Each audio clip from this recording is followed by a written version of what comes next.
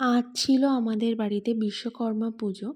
তাই আজ আমাকে অন্য দিনের মতন বিছানার সাথে যুদ্ধ করতে হয়নি। সকালে অ্যালার্ম বেজে উঠতেই উঠে পড়েছি। আর আমার অ্যালার্ম হলো আমার বর। কিন্তু আমার ওঠার আগেই দেখি শাশুড়ি পুজোর অর্ধেক কাজই সেরে ফেলেছেন। তাই আমিও তাড়াতাড়ি স্নানটা সেরে নিলাম। এবার একটু রেডি হয়ে নেব। আর আমার কাছে রেডি হওয়া মানে খুবই সোজা। একটা শাড়ি, সিঁথিতে সিঁদুর আর কপালে একটা ছোট্ট লাল টিপ। এর থেকে বেশি কিছু না। জানো তো, এর আগে আমি কখনো বিশ্বকর্মা পুজো করিনি। ইনফ্যাক্ট বিয়ের আগে ওই সরস্বতী পুজো ছাড়া সেভাবে কোনো পুজোই করা হয়নি। কিন্তু এ বাড়িতে তো প্রায় সব পুজোই হয়। আর সব কিছুর নেতৃত্বে থাকেন আমার শাশুড়ি। রেডি হয়ে চলে গেলাম পুজোর ঘরে।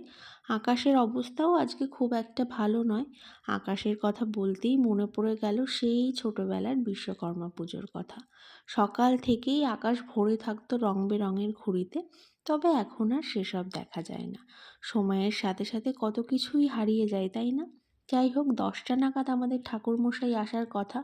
তার আগেই সব কিছু গুছিয়ে নিতে হবে। তাই এখন গোটা বাড়ির লোক একটা কারখানার মতন ব্যস্ত। বাবা যন্ত্রপাতি ধুয়ে তেল মাখিয়ে ঠাকুরের সামনে রাখছে।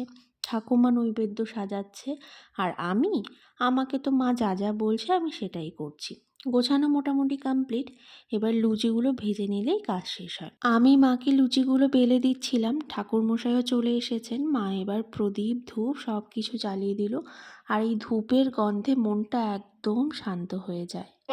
সিদ্ধি প্রদায়িনী গজেন্দ্র লম্বুদারং শ্রীদেবং পরমস্থিতং সত্তজয়ন্তে বিঘ্নে বিনাশনং প্রভুং বিঘ্নে শরণং মে অম্বালিকে ওং রিং শ্রীং দেবং বিশ্বকর্মা দেবায় শ্রীতে প্রাণ প্রাণস্য তম্বে অম্বালিকে ওং রিং শ্রী বিশ্বকর্মা দেবায় ওং দেবং সরস্বতীং মেঘমিন্দ শরণাগতি পরিঝা অম্বে অম্বালিকে ওং রিং শ্রীং দেবং পরমস্থিতং সত্তদেবং মন্ত্রীদেবং গায়ত্রী সন্দেশে অম্বে। পুজো শেষ হয়ে গেছে। এবার প্রসাদ বিতরণের পালা। আমি এখানে প্রসাদটা মাখিয়ে নিচ্ছি।